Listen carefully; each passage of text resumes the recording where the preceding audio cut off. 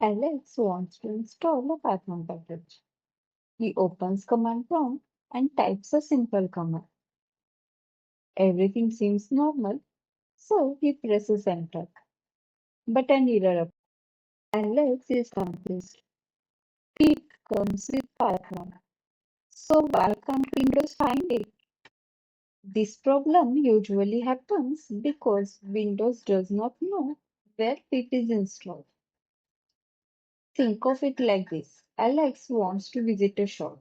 The shop exists, but nobody knows its address. Without the address, nobody can find it.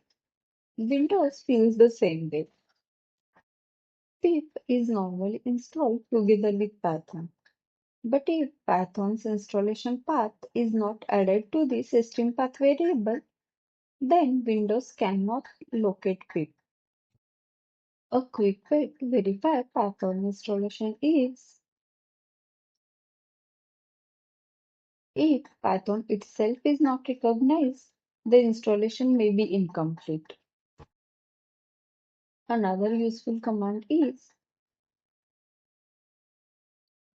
this often works even when pip command itself is not recognized.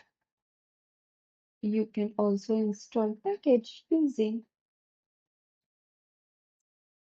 because Python directly launches pip for you. If the issue continues, you may need to add Python and scripts folder to the Windows path variable. The easiest long-term solution is reinstalling Python and enabling. Many beginners accidentally skip this option during installation. Whenever you see pip is not recognized, check these things.